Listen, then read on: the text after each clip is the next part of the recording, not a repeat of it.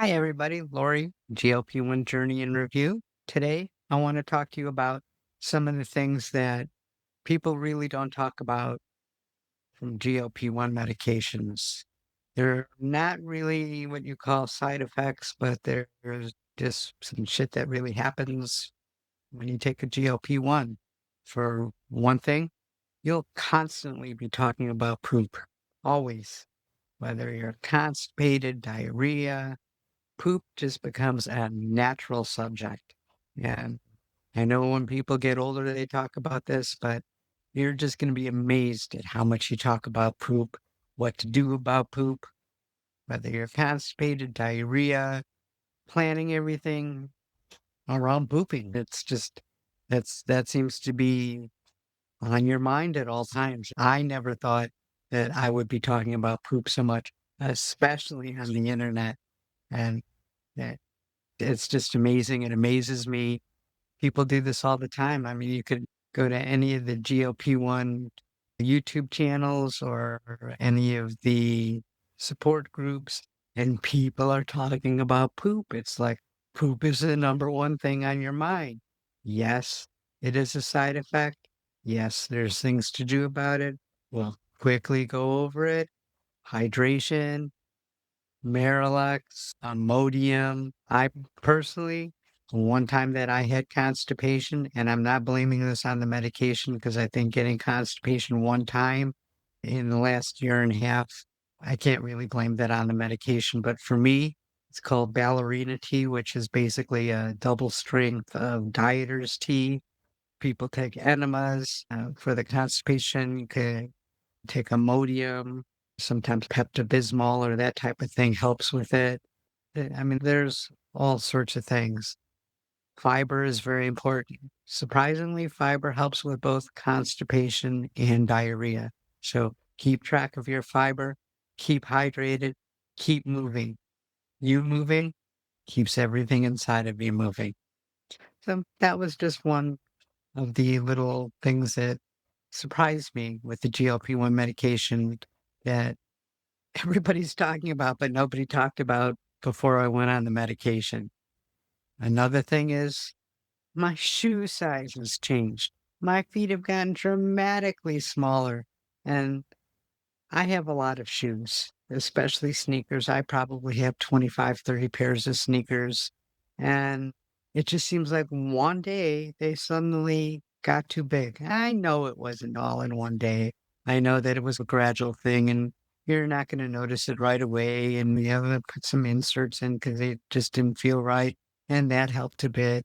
But the fact is, my shoe size went down like a size and a half, sometimes two, depending on the shoe.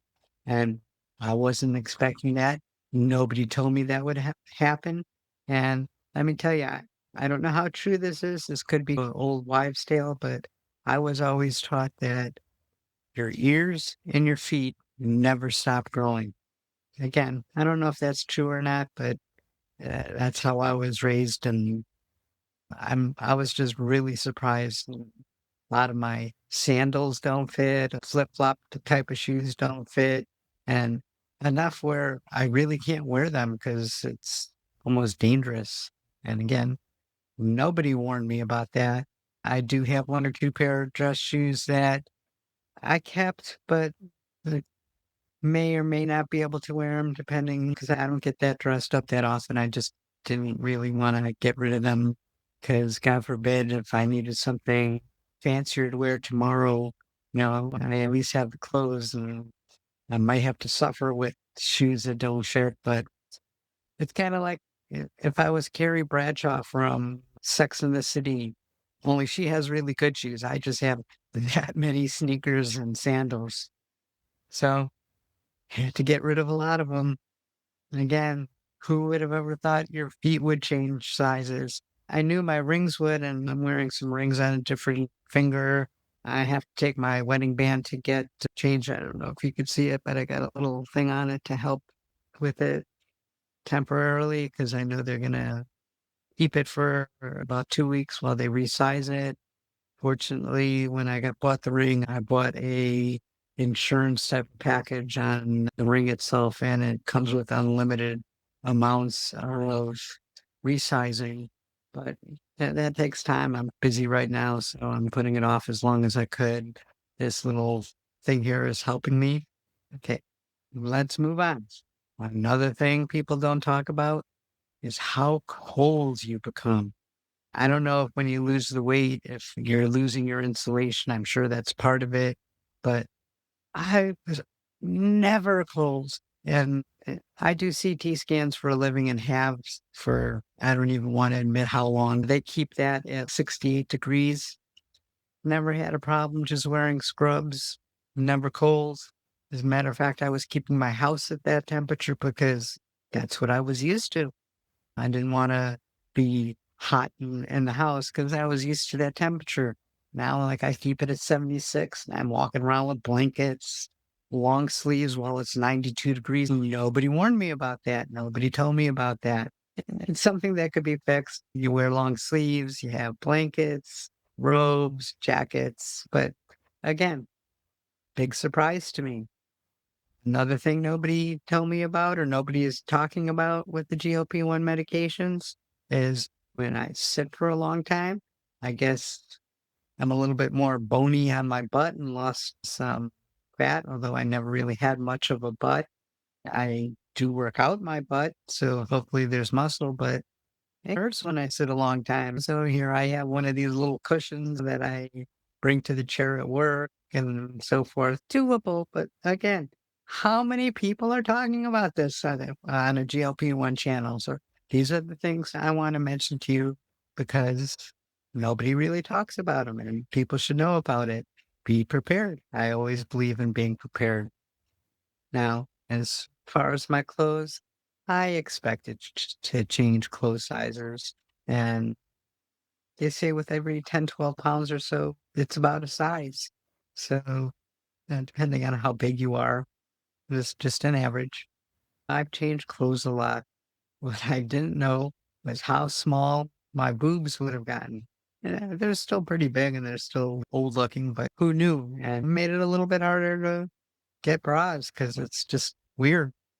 Sorry, all you guys that are listening. I know you probably don't need to hear this, but it's another thing. I can't tell you how many sizes of underwear I had to go through because when you're wearing too big of underwear, that's not comfortable. That's something you do have to change as you go along. And I know a lot of people are still wearing bigger clothes. This is a small, by the way. I don't even know if they have to use an extra small. There's just certain things that you can't put off getting new ones. And I think underwear is one of those. Shoes being another, only because you try walking around in shoes that are too big. It's not really comfortable, and I don't think it's very good for your feet. So tell me if you've experienced any of these untold things that are happening.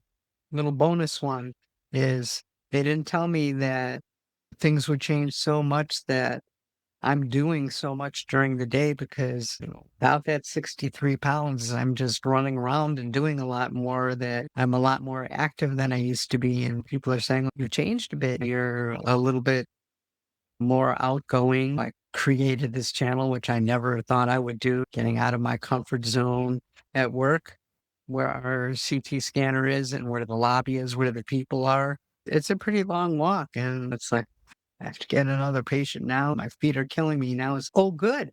I get to get more steps. Who would have ever thought that that would be my mindset? But again, these are just little things that people don't talk about on a GLP-1. So I wanted to get that out there. If you have anything like that, please put it in the comments. If you found this useful at all, or helpful, or entertaining, or you made it to the end, hit that and subscribe button. And hit that little bell so that you don't miss out on any of this bullshit type of stuff that I'm talking about.